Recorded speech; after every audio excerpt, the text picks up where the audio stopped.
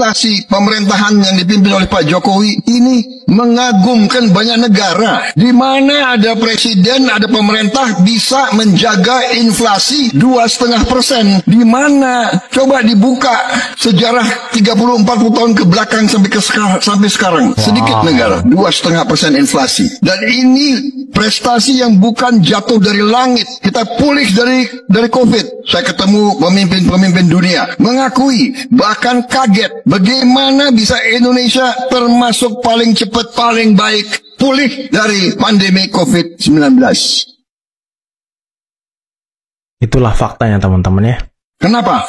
Karena leadershipnya Pak Joko Widodo. Saya saksi, begitu COVID-19 hampir semua menyarankan ke Pak Jokowi lockdown total. Dan banyak negara melaksanakan lockdown total. Beliau mungkin punya insting, beliau tolak. Beliau tidak mau lockdown. Kalau lockdown, bagaimana rakyat kita?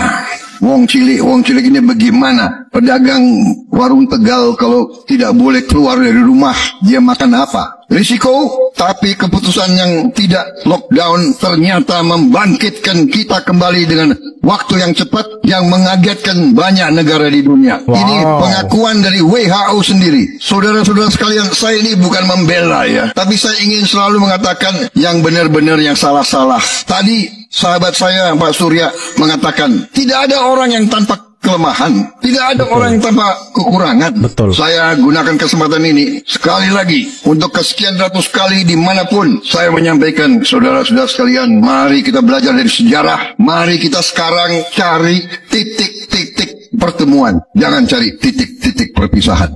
Keren banget. Dia lama menjadi kader partai politik besar di bangsa ini, yang di sana dia melatih pengetahuannya. Perjumpaan-perjumpaan Mas Gibran itu sudah melampaui perjumpaan-perjumpaan anak-anak muda pada umumnya.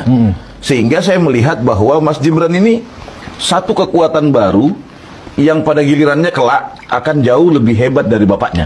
Saya pernah katakan itu di beberapa tempat. Karena dia sudah pernah melihat cara kepemimpinan. Dia melihat cara kepemimpinan bapaknya, dia melihat cara kepemimpinan Pak Prabowo. Saya meyakini satu hal, manusia ini mampu mengkomparasi dua kelebihan yang dimiliki oleh Pak Jokowi dan Pak Prabowo. Mentornya Mas Gibran ini ya duplikasi dari kedua orang ini, menurut saya gitu. Dan ya lagi-lagi tipikalnya ya tipikal kita ini kan cenderung suka euforis, Mas, kita ini. Kita menganggap orang pintar itu dari kemampuan dia berbicara gitu. Jadi, dia ini hebat, kenapa? Tuh, cara bicaranya coba lihat. Iya. Kan kita punya suka dengan hal-hal yang casing gitu. Casing doang. Kayak Rocky Gerung ya kan? Mengetahui isi dalamnya ini sebenarnya parah banget gitu. Nah, Mas Gibran bukan tipikal orang seperti itu. Yang memang kelihatan punya inner beauty, cara dia menyampaikan apa bahasa-bahasa kampus, bahasa-bahasa intelektual, tidak seperti itu. Dia memang pekerja. Dia memang apa namanya taktis ya, kemudian selalu solutif begitu. Itu yang saya lihat, bahwa bangsa ini ke depan tidak lagi membutuhkan orang yang omon-omon gitu.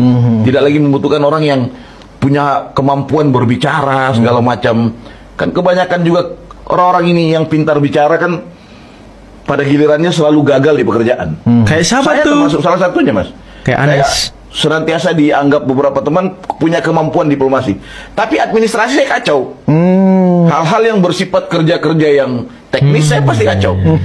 Kalau konsep-konsep aja kita jago, Mas. Tapi kerjanya pasti kita gagal. Nah, Mas Gibran ini bukan tipikal orang seperti kami ini. Dia punya kemampuan operasi dengan caranya sendiri. Dia tahu cara menyelesaikan masalah. Dan itu dia buktikan dari kerja-kerja selama ini. Sehingga menjadi wajar kalau lembaga survei, beberapa lembaga survei kredibel kemudian merilis hasil survei angka kepuasan publik terhadap 1 tahun kinerja keduanya. Seperti itu. Di atas 70% itu secara hasil riset itu luar biasa. Yang kecil, luar biasa. Luar biasa. Nggak mudah untuk mencapai tingkat kepuasan publik dianggap 71%. Dan kalau bukan Mas Gibran wapresnya, nggak mungkin capai 70%. Betul. Nah, kan logikanya. Berarti begini, selama ini kan para haters ini, para keledung ini selalu menarasikan bahwa antara presiden dan wakil presiden itu sudah jalan sendiri-sendiri lah. Pak Prabowo berusaha untuk membuat Mas Gibran jauh, misalnya sampai ditugaskan ke Papua, ke Kalimantan, ke IKN kan gitu. Seolah-olah memang Pak Prabowo merasa terganggu dengan Mas Gibran. Nah, masalah kini sebagai Saya termasuk bahagian dari pemerintahan yang lalu dengan Pak Jokowi. Saya tidak pernah melihat presiden yang seserius itu untuk melihat rakyatnya. Tiap hari ini di sini, tadi ada di Balikpapan, besok dia akan ke Sumatera. Jadi kalau artian bagaimana menyapa rakyat secara langsung, yang paling serius ini beliau. Bahwa pembangunan itu tentu dijalankan juga sesuai dengan keadaan. Ini kita yang keduanya, ada periode kedua, kita tidak bisa menilai. Karena tiba-tiba ada COVID-19 yang tentu akhirnya seserius apapun dulu, maka yang didahulukan serius bagaimana pandemi ini turun atau menurun atau sembuh kita. Tapi ini tidak bisa pemerintahan apapun di dunia ini bermasalah. Jadi kita tidak bisa mengukur. Tapi kalau diukur dari perbandingan antara Singapura, Malaysia,